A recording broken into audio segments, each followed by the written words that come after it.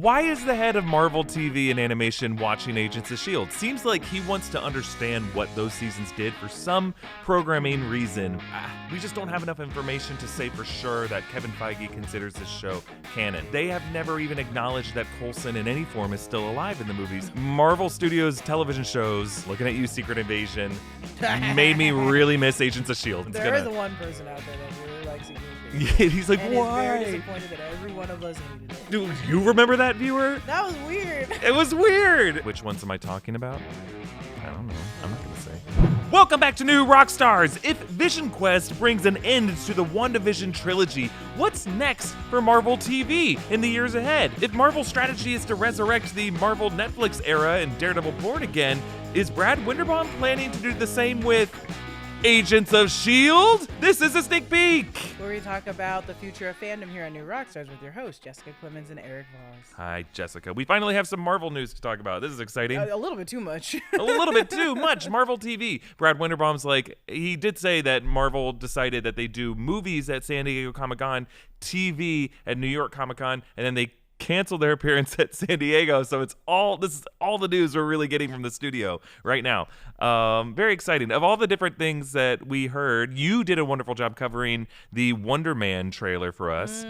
And then we also heard some news about Daredevil Born Again Season 2, about X-Men 97, Vision Quest was something that we all heard, but no, not even leaks, not even bootlegs of that footage. But it sounds wild. Of all the things we heard, what got you the most excited? Ooh, that's a good question.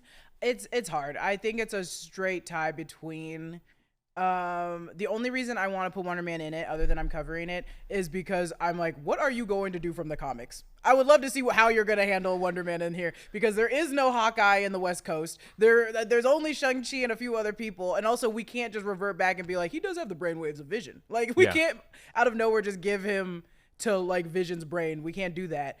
So I'm just curious what the hell that show is going to be about. Also, his trailer doesn't show his powers. So I'm like, what is this show about? That's my curiosity. Vision Quest, easily, because I just want to see how Wanda has to do with any of this. And I also want to see her other son. And then, damn, that goddamn Daredevil Born Again. You put Kristen Ritter in it, I need to see what's going on. Yeah, all of it looks really exciting. Wonder Man reminds me of the first 3 Marvel Disney Plus shows. And maybe these have been my favorite Disney Plus shows overall, including like Loki, are ones that are not A-to-A adaptations of any particular comic run. Like WandaVision, we thought would be like Tom King or West Coast Avenger, but it was its own thing. Moon Knight was kind of an adaptation of a certain era, so that doesn't apply. But Loki was its own thing. There was no comic you could read to understand what would be happening in the Loki series. And that's what Wonder Man is. Like, I don't think it's going to be that connected to the West Coast Adventure storyline. It can't be after they solidified that this is just a character. Yeah. This is just a character from a long, old movie. Yeah. And I think comparing it to the studio is a good idea, but even then it preceded, like, they were working on this before anyone knew what the studio was. So I'm trying to think of like other shows, Curb Your Enthusiasm maybe, that are kind of set in the industry or in the LA area and kind of have some industry humor, auditioning humor. Barry kind of does that, but really what makes Barry I would say is the hitman angle, not the TV actor angle. It could be like BoJack Horseman, where it's just depressing as hell. I I hope it's nowhere near BoJack Horseman. No, I mean, I still, even watching this trailer, don't know what to make of this show. I don't know what, and I've been reading every little piece of interview with Brad Winderbaum, and I'm like, I get the Hollywood element. I know this man has superpowers. Where is it? I don't know what the super part of it is, but I do like the Hollywood part. Yeah, and I think we're really going to attach to that. And even if you don't live in LA or work in the entertainment industry, I think you will still see a lot of the humor just from a lot of the other things you've seen. It is hard to, I always wonder kind of when I was younger, because I lived in LA since 2016. I'm like, oh yeah, you don't realize till you live here how many things focus on Los Angeles as the plot. Like, the plot is LA. And I'm like, this isn't fair. I didn't even know these things. Well, I also think maybe I just never noticed. The history of Hollywood is kind of been self-referential. Singing in the Rain is a movie about filmmaking. And there was that year in 2011 where like all the Best Picture nominees, it was like The Artist and Hugo. It was all about like I thought that was the year where it's like, no more of this. We can't do this anymore. We have to stop. But Argo the next year was also kind of a Hollywood story where like the climax of the movie is like, you know, Alan and John Goodman just trying to cross a PA while they're shooting something on the Paramount lot. Well, as we're looking ahead, just kind of run down what we did learn, what we did get confirmed. Wonder Man is coming out January 27th, 2026. And then we just learned as of today when we're recording this that Daredevil Born Again Season 2 is coming March 4th. And that's only 5 weeks after the release date for Wonder Man. So that tells us that Wonder Man will probably have some batch dropping of episodes. So rather than weekly, you might have 2 episodes a week or something like that. Or you might have a 3-episode premiere week and then one, and then the finale week has 2 episodes. Or so I don't think they're going to overlap. Yeah, I think Brad Winderbaum did say that some episodes were going to be short, like some are 30 and then some are 40. So okay. I could see them doing 2 batch easy. Possible. And then even Daredevil Born Again might do something like that too. Last season they did. They had like a 2-episode premiere. Or they're like they had a middle 2 episodes, like episode 5 and 6 came out on the same day. I think for a while they've been doing batches, even if it's the first and last. Yeah. They've been doing batches regardless. They did it with Ironheart. They did it with Daredevil Born Again. Yeah. They did it with Echo. Marvel Zombies. They just dropped all of Echo at once. Yeah, they did that. They did it with Your Friendly Neighborhood Spider-Man. Yeah. They're definitely going to have to batch this too. They're going to continue doing that. So that's coming March 4th.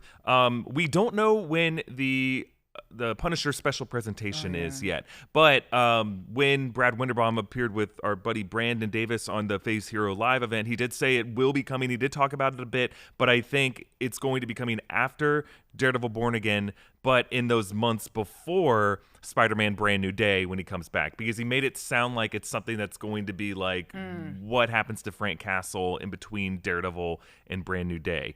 So that is coming. But during the summer months, we don't know when. We think maybe June we'll get the 2nd season of X-Men 97. That's going to be a big Apocalypse storyline and touch on what happens to Angel of Death Gambit if he comes into all of this. There's going to be a lot of different teams, including the original X-Factor team that has Lorna Dane Polaris leading it, that you saw in the 90s X-Men run.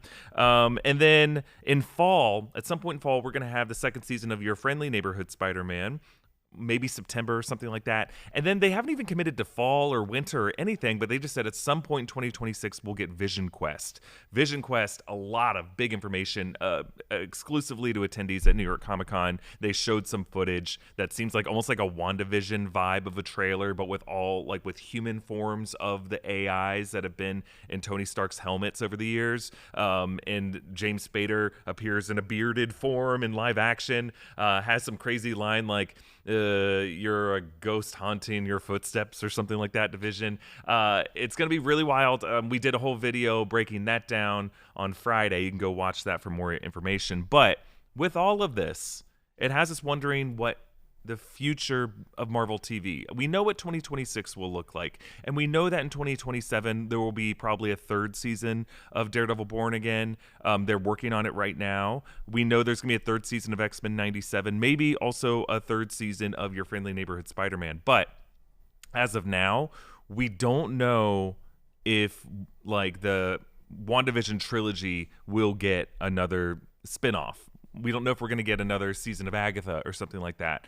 But we have gotten some rumors of like how Vision Quest could end with a reuniting of the family, learning maybe that Wanda is still alive. The more we're hearing about how this is going to be a spiritual successor to WandaVision, it feels like, okay, this is going to be what sets up Wanda's return in Doomsday. Maybe that's why they're not saying when it'll drop in 2026, because that's going to be a big reveal in Avengers Doomsday that the Scarlet Witch is still alive. All this sounds very exciting. But it has us wondering, like, okay, are they doing this all just to kind of, release what they've already shot? And in 2027, are we going to be back to the same question of what does the future hold? And could Agents of S.H.I.E.L.D. tell us the direction of the future? Jessica, why don't you share with us your feelings about Agents of S.H.I.E.L.D. as a show? I don't mind Agents of S.H.I.E.L.D. I haven't watched Agents of S.H.I.E.L.D. since I was like 13. Yeah. What are we talking about? It was a long time ago. We're talking 11 years ago. I watched Captain Carter. or Agent Carter. I love Agent Carter. What is this question entailing? What are you trapping me into? Well, I want. Do you want me to say that the show is bad? A lot of 'Cause people I don't think the show is bad. No, and I don't think so either. But what I'm saying is a lot of people clicked on this video here for an Agents of S.H.I.E.L.D. talk, so I wanted both of us to kind of share. I'm going next. I'm going to say what my experience was with Agents of S.H.I.E.L.D. and how I feel about it. We know how Gina feels about it. Of all the people here at New Rockstars, she's the most ride or die for Agents of S.H.I.E.L.D. and has always been. Yeah, I think I have no opinion, I guess. Yeah. But I also watched Agent Carter more. I was more into Agent Carter than I was into Agents of S.H.I.E.L.D. Also, during Agents of S.H.I.E.L.D., I was still watching, because no one cares about that damn show, Gotham. So I was too busy watching Gotham. Yeah. I will say that I watched when I was watching Agents of S.H.I.E.L.D. when it first came out. It was before I worked at New Rockstars, and I was just excited to have like something that was connected to the 2012 Avengers film with some of the characters who were in it. I really like Clark Gregg, and I like the show that was built around him. I like that kind of serialized narrative. It really worked for me. I tuned out at some point in like season 3, but then I came back to it later on, specifically during COVID when there was nothing else happening. And I will say that I was of the mindset that like we just don't have enough information to say for sure that Kevin Feige considers this show canon. And I would kind of get into it with people on Twitter like, hey, like, I know you really want it to be canon, and maybe you're right that it should be, but it's just Kevin Feige has not acknowledged it. So we can't put words in his mouth. And the movie universe, the studio side is being produced by a completely different division, and they have never even acknowledged that Coulson in any form is still alive in the movies. Like, we don't know if this version of Coulson is even known to the minds of the living Avengers as of Phase 3 and Infinity War and Endgame. So that was kind of where I was at. And then by the time it ended, I really, really liked the way Agents of S.H.I.E.L.D. ended. It did some really crazy shit with time travel involving the quantum realm, and I really loved how interconnected those writers were allowing it to be, to like using the quantum realm as a way to bridge one timeline to another. I was just like, thank you. Can we get this in the movie universe, for the love of God? So the fact that they did that and then ended in this really wonderful place where like Quake is on the Zephyr 3 exploring the cosmos. Then you have Mac leading a version of S.H.I.E.L.D. on a helicarrier looking like Nick Fury. The final shot is Coulson back in Lola, driving away, flying away from in this world that he is in. And it's crazy. You see the Triskelion rebuilt in the background, despite it being destroyed during the events of the Hydra takeover coming out party. And they suggested in deleted scenes for Spider-Man Homecoming that they were rebuilding the Triskelion, or at least cleaning up, building new construction. So we weren't really clear based off of that shot if we were back in the main MCU or just in an alternate timeline. But either way, it didn't matter. We were excited at that point, 2020, because it really felt like with Loki coming out the next year, we were going to expand into the multiverse. But we never really got an answer to that. But even after that, here's where I'm at now. Marvel Studios television shows, especially the espionage genre, looking at you, Secret Invasion, made me really miss Agents of S.H.I.E.L.D. And I'm like, man, if you had just done an 8th season of Agents of S.H.I.E.L.D., it would have been better than what we got. There was like a simplicity and a straightforwardness to the serialized structures of Agents of S.H.I.E.L.D. that Marvel Television has not really been able to accomplish since 2021. And it's because the people who worked on Agents of S.H.I.E.L.D. had a lot of experience making television. And then everything, even as good as WandaVision and Loki were, they were not, and as good of a writer as Jack Schaefer and Benson and Moorhead are, and Mike Waldron are, a lot of those people have experience in television, but the people ultimately calling the shots and deciding the budgets were film producers. So they looked at each of those titles as films and didn't allow them to have the serialized nature of television. Now, that did start to change with Agatha, I felt. Agatha did start to feel like a season of Charmed in a great way, or Supernatural, or Buffy. And I think when we were watching Agatha this time last year, we all kind of felt that. Daredevil Born Again felt like it was trying to recapture the vibe of the Netflix era Daredevil, but even those didn't feel, well, some of those seasons did feel like seasons of a television show.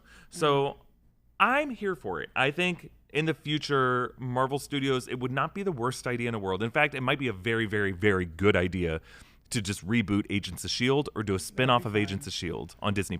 That'd be fun, yeah. Yeah, that'd be fun. I'd want the Runaways. I'd want everything. Okay, so what you're talking about now is like an abundance model that they're I think that's Well, if we bring back Agents of S.H.I.E.L.D., I think the fan base for every Marvel television series is also going to come out of the woodworks. Yeah. I think everybody has a dedicated fan base. So it's the same people that like want Wanda back. We'd have to bring something back for Wanda to be in. I want the Runaways. Give me the Runaways. That will be the next front of this. You're totally right. I think we're already kind of there with, Daredevil Born Again, Kristen Ritter coming back, and then just resurrecting Jessica Jones. And we're probably going to get Mike Coulter's Luke Cage. I don't think we're going to get Finn Jones as Danny Rand. But either way, what people really liked about those Netflix seasons is now going to be on Disney Plus in the MCU, and people are really excited for that. So that's why I think now we're getting this conversation of Agents of S.H.I.E.L.D. Now, we should roll the clip. Brad Winderbaum did tell Brandon Davis at Phase Hero Live that he watched all 7 seasons and got dinner with Clark Gregg recently. Oh, good for him. Chloe Bennett yesterday said on the Agents of S.H.I.E.L.D. reunion panel, her favorite thing, her favorite Easter egg from that is that Daisy and Matt Murdock went to the same orphanage. Oh, yeah. You're a S.H.I.E.L.D. fan, right? Yeah, oh yeah. Yeah, in fact, I just did a rewatch last year, all 7 seasons, and that show really holds up. There's moments in that series where they hit their stride, and there'll be like a string of 5-6 episodes that are incredible. Yeah. And I love that cast. And I just saw Clark yesterday. We hung out a little bit. Such a great dude. Why is the head of Marvel TV and animation watching Agents of S.H.I.E.L.D.? Because it's a good show? Yes, that's a fair enough reason to watch it. But it seems like he wants to understand what those seasons did for some programming reason that he has in store for the years ahead. I think it's Brad Winderbaum's job to watch every Marvel television show, whether it was under Disney or the Marvel Studios, whatever brand. I think you should watch, because he is the head of animation, television, and streaming. So you should watch everything that was on Netflix, everything that went on Sci-Fi, everything that went direct to DVD. I'm like, all the Blades. You should watch everything that was like released on television, because you need to know the wide breadth that it goes down. I agree. I think just having that kind of understanding. I think if you have any job, and most people at most television studios do have this history, you have to watch everything. You have to have known every great show that was made, and it was clearly not the case back in 2021 and 2022. I'm not calling anybody out. I'm just saying it was not their job for most of their careers, the execs at Marvel, to be TV producers. Now, Kevin Feige did. He watched all of Star Trek: The Next Generation. Clearly, when he would ever do interviews, he would reference specific episodes. And a lot of the people had watched some of the shows, but it was clear that I don't know if everybody working on Loki has watched all of Doctor Who, or has watched all of Rick and Morty.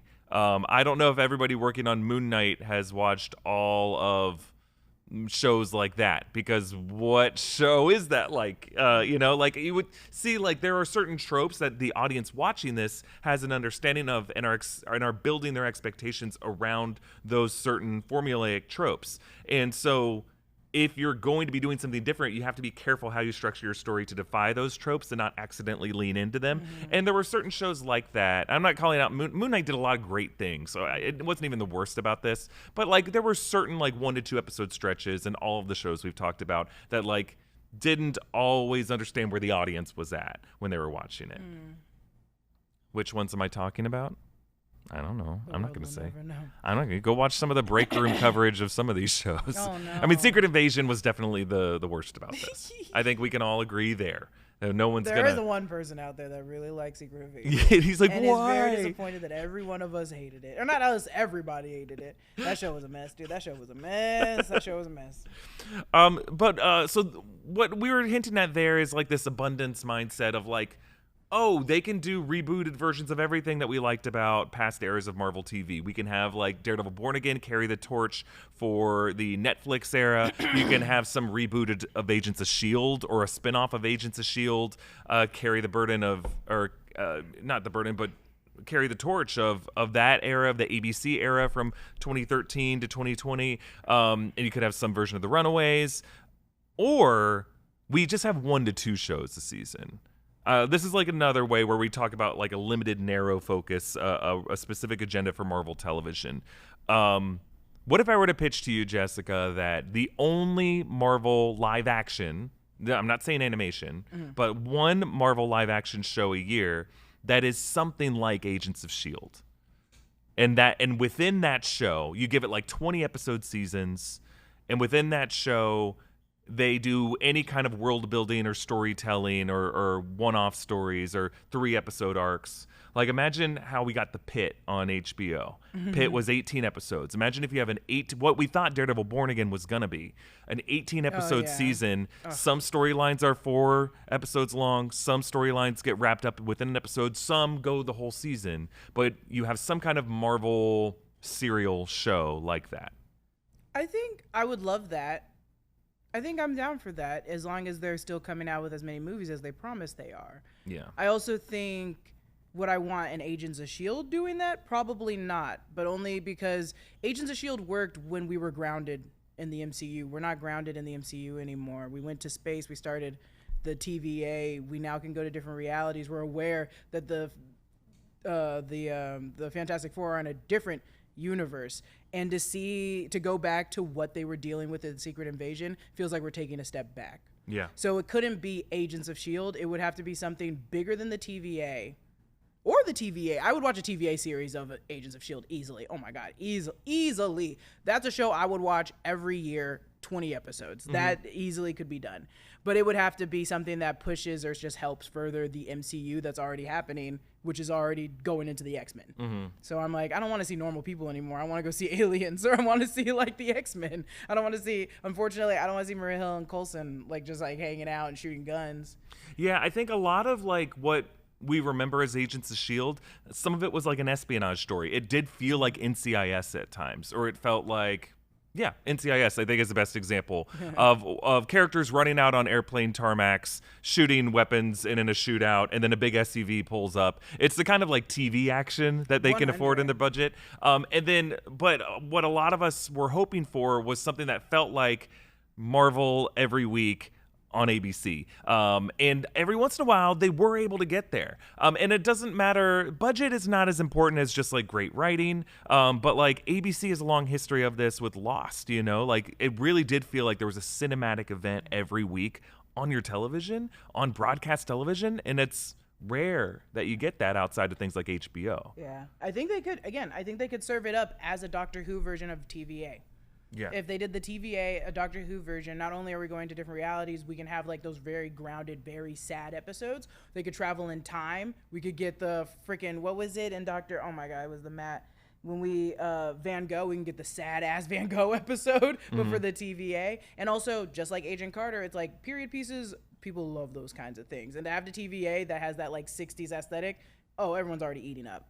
Yeah. All the 60s gadgets, the 60s aesthetics, we'll be eating it up. If they did that, I would. I think of all the different things we've talked about over these past years of like a great Marvel TV show that they haven't pulled the trigger on. Agents of the TVA has been the one I've been most excited for. It's the one that makes the most sense. Being able to live in that set every week. We'll just see if like how Avengers Doomsday could blow up the TVA or something like that, which would really suck if they did that. Now we've also talked about X-Men. We've seen how X-Men works as a TV show. That's how I grew up with it, was kind of like, they have a home base of the mutant, the X mansion. And then every week there's some kind of different storyline. Sometimes you have multi-episodes arcs. It just is going to depend. I think if they really want to lean into the mutant saga, I think if you're going to have 1 or 2 shows, let's say we give Marvel a budget. We're Kevin Feige, we're talking with Brad Winderbaum, and we say, look, we're not TV producers, but we think you are good. We want to keep you on our team. You're part of us, Brad Winderbaum. Say yes to whatever animation pitches make the most sense that we can produce multiple seasons of that fans are really liking. Great. For live action, we want 1 show that does this, and we want 1 show that does this, and we want both of those shows that we can easily pitch to people who don't know really what the Marvel Cinematic Universe lore is up until that point.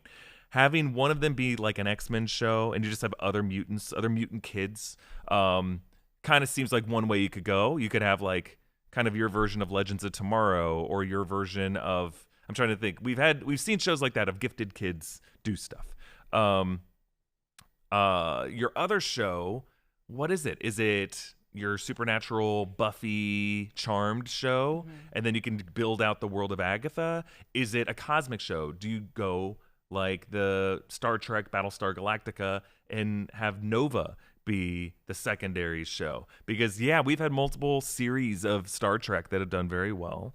But you're also just leaning on Star Trek and not the other sci-fi shows that come out and haven't done well. yeah, and Star Trek is its own brand, but like Yeah. Battlestar Galactica is a good example. The Halo series did horribly. Yeah, but it did horribly for a lot of reasons. It was a Like, bad show. Yeah, And yeah. but I'm still saying it's a great plot. The game itself is a great plot, and it still was a bad show. I think you can still create a really bad sci-fi show.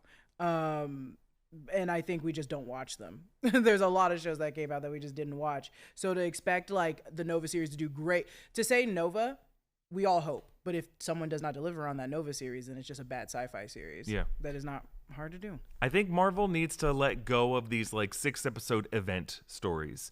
And if you want to do those stories, you should do them as one-shots, or you should do them as special presentations, or do them as movies, or have those characters have like a 3-episode arc on a longer show. I think it worked for WandaVision. I think will work for Vision Quest. It worked for a lot of these shows, but I don't know how like Daredevil Born Again fits into that world though, because Daredevil Born Again feels like it is something like a hybrid between what we saw on Netflix and what they're now trying to do on Disney Plus, and have the storyline where like the city of New York is like a kingdom ruled over by this dictator, and now you have to have a resistance army. That's what Born Again season 2 is going to be all about.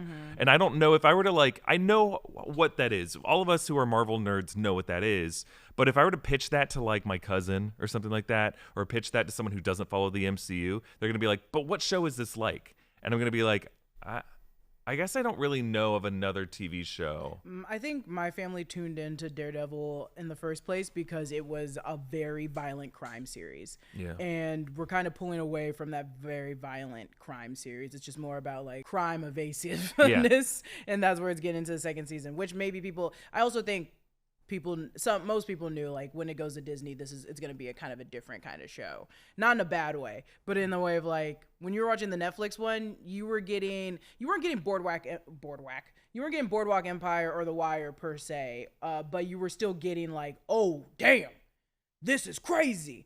I don't even need to read the comics. That guy just got shot in the head. Like It was like so insane. Now it's a lot of like, well, why don't you just give him the money to buy that pier? Yeah, I know. Like it's like I wish they got smaller with it. It was easier when it was just like they want territories. Oh yeah, 100. All gangs do that. What do you mean he's becoming mayor to get this little part of town? And what's this serial killer muse all about? And then also, why are these children singing? Yeah. So there's just a lot going on there. But what I'm saying is like comic book cinematic franchises are able to do this. Pengwin is a perfect example. Pengwin worked as a show, and if I were to tell anyone who wasn't plugged into this stuff what Pengwin was, I'm like, it's kind of like, Sopranos a little bit. Like it's kind of like if Tony Soprano was in kind of a DC world and had to kind of build his he didn't have his family, but some other goon in Tony Soprano's crew trying to make a name for himself in a big city. People get that. Yeah. Like they've seen television shows, they've seen Boardwalk Empire, they've seen that kind of thing play out before. So what I'm saying is like Marvel Television, Brad Winderbaum probably is thinking about this. He probably is thinking about, okay, well how can I like get Disney Plus subscribers to tune in to the programming ideas I want to do. And the way you do that is longer seasons of like more straightforward premises. And Agents of S.H.I.E.L.D., while it was not always great, most of the time it was pretty good, was a pretty straightforward sell to people. Like just imagine it's an espionage show set in the Marvel world. Yeah. And they get that. An espionage show like NCIS kind of is. It's like we investigate a case of the week.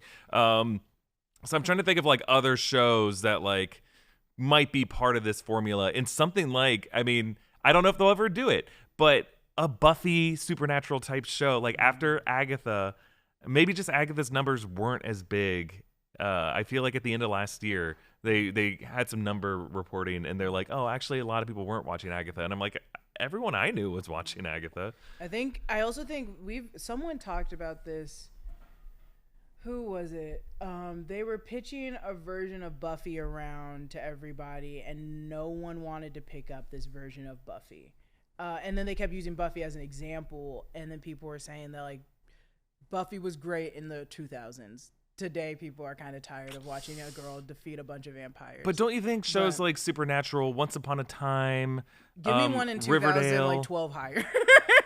Yeah. Because I was like, in 2012, I was 18 years old. So I'm like, and I'm 31 now. So I need like a current show that does it well. Well, all I don't shows think right that now, many. it's, yeah. I don't. They're like Once Upon a Time or not. I don't even know if that's on Disney anymore. But I think Descendants was very popular for the young people. I'm trying to think. I hate that y'all are only into the true crime. I wish you guys would pull away from it. But I mean, hey, I'll give you a great example. The Harry Potter series that's about to start on HBO. Ooh, that's a specific IP, I know, but that will be a show that people will be able to watch every week. That's an adaptation of like a world of witchcraft and wizardry and supernatural folklore. Like, it's kind of hard to say that. That with one's Harry hard Potter, because it's also that franchise. Harry That's Potter. Harry Potter. The Rings of Power, House of the Dragon. These are more adult-coded fantasy, high fantasy stuff. But Yeah. I think like there's an audience for serialized high fantasy with like things Yeah. like dragons and witchcraft. I think even if you say what you will, Witcher had an audience at the beginning, but I also think you have to put those deals down and be willing to do that, which I don't think Marvel's willing to make those deals that much anymore unless you can give them like concrete evidence that they'll get money from it. And I think The Witcher was one that they would not probably bet on. They would have been like, "No, we're not taking that show. It's not going to make enough money." I don't know. They need to do it, and also Agatha. I thought everyone was watching Agatha. I thought it was a really great show. And then when I was like, "Oh, we can't ignore that the fan base does not want a show like this."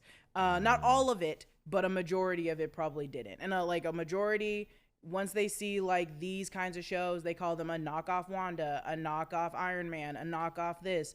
Like they still have to fix that fan base before giving a show like Buffy out to Marvel. I think what we loved about Agatha was that it was a queer show, Yeah, and that it did celebrate these types of stories and characters. And I just think for a lot of the viewers, that's just not a show they're gonna watch. I hate it. I hate it too because it's so good. It's so good. Like the structure, especially of episode 7, the Lilia Calderu episode, was one of the coolest structured episodes ever. That's when I realized it was like a very niche group that was watching Agatha, was when they put in Patti LuPone. And not enough people were excited. Yeah, like to all of us in Rockstars were like, how did they what? afford that? Yeah. I immediately How did said, they convince her? First off, not how could they afford it? How could they convince Patti LuPone? But then I forget that Patti LuPone was one of the voices on Steven Universe. But I was still like, by the end of Steven Universe, when it was already really big, but still, she didn't have to go into a studio, get put in full glam, and act weird on camera. She just had to do a song in a sound booth. I'm still kicking myself that we had a show this time last year that had Kathryn Hahn, Patti LuPone, and Aubrey Plaza all just riffing with each other every week. Like, that doesn't just happen. That's insane. We were so blessed. So blessed. But I do think there is an audience who's hungry for that. And no, we are hungry for it. And a it's big just enough I want audience. Marvel to put their money where their mouth is. And the thing is, their money is where their mouth is. They know that, like, hey, right now we need to make $1 billion.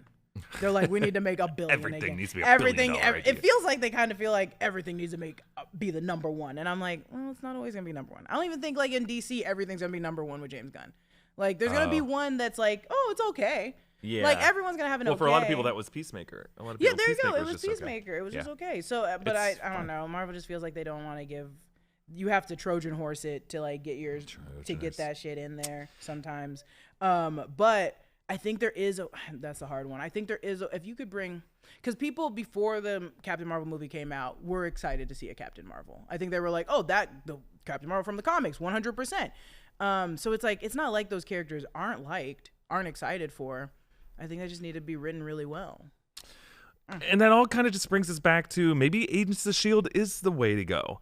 Maybe to have like the only issue is if you want to pitch an Agents of S.H.I.E.L.D. for the ground level of the MCU now, we're all wondering, what is the ground level of the MCU now? Is it Thunderbolts? Is it Spider-Man Brand New Day is going to show us it? And then also keep in mind, they do kind of separate Marvel Television from the greater MCU. Yeah. So Agents of S.H.I.E.L.D., whatever they do on the ground would probably be in Daredevil Born Again, but it wouldn't be in Doomsday or any of those ones. The ground level of Ironheart and Wonder Man and Daredevil Born Again feels like 3 different worlds. It does not feel like anything it's that the same. It's in the it's same. supposed to it's be. in the United States. It does, and that's not a knock against any of those no, 3. it It's just like if you need a TV show that's gonna be like the ground level investigation of the week show, we need to know what world it's in. And in phases 2 and 3 of the MCU, we had a clearer sense of what that world looked like, so we kind of, at least viewers of Agents of S.H.I.E.L.D. could understand what all of them were doing there and what the background was, especially when you could have just, Nick Fury show up every now and then. We're like, yes, see, it makes sense. You could have a Lady Sif show up. We're like, yes, see, makes sense. Now, I don't know, what you have like that one episode of something, I can't even remember what it was. Was it Secret Invasion, where the guy, Oti Fagbenley's character from Black Widow shows up in an episode of Secret He does. Right? Yeah. Do you remember that, viewer? That was weird. It was weird. And that's what I'm saying. So, like, right now, Agents of S.H.I.E.L.D. feels like a weird pitch. But, like, maybe on the other side of Secret Wars in 2028, you could have a very clear setting of the MCU where a group like S.H.I.E.L.D. could come back. And I feel like whenever we restore the MCU as the proper 616, there should be a S.H.I.E.L.D. in it. And there should be a Quake in that S.H.I.E.L.D. And there should be a Clark Gregg in that S.H.I.E.L.D. And we can have Agents of S.H.I.E.L.D. again as our home base of Marvel Television. That's my pitch. Because Agents of the TVA only makes sense if there's a TVA where things are going to be like wacky and we're still in a multiverse saga. And if we're moving out of the multiverse saga, I don't know. So I think either an Agents of S.H.I.E.L.D. show or just a mutant show, a Mutant Academy show solves a lot of these problems. Next week on New Rockstars, subscribe to The Witching Hour. You're going to see Candyman. Yes? Candyman on Wednesday? I think so. You're gonna see something. You're getting something. We're still in our Predator rewatch series. We inserted Predators 2010. That was yesterday's video. This coming Saturday, we'll have a breakdown of Prey 2022, the finale of Gen V. Jessica will be breaking that down on Wednesday. And a lot of other stuff. I'm not sure what else. Let's end out with a quick segment of what we're watching. What have you been watching this week, Jessica? That was a good question. I've just been watching horror movies. I've been watching series. I watched The Dead Zone last night. This is my first time watching The Dead Zone. I've never seen The Dead Zone. I'm very behind on actual Stephen King movies, to be fair. Like, I only watched the, the Cujos, the It's, the everything else, the Shining, the Shitting. But I watched The Dead Zone, and it was very ridiculous. That is a ridiculous, crazy movie. Christopher Walken is so young and still looks like himself. Also, Christopher Walken quotes Sleepy Hollow a lot throughout that movie, like he's not in the new one. and it's so funny because he recites so much of that movie, and I'm like, wait, you are that character. You are the Headless Horseman. But I love that. It's a fun movie to revisit. Very quick. Based off of you and Gina recommending it, I finally watched the 2007 Trick or Treat.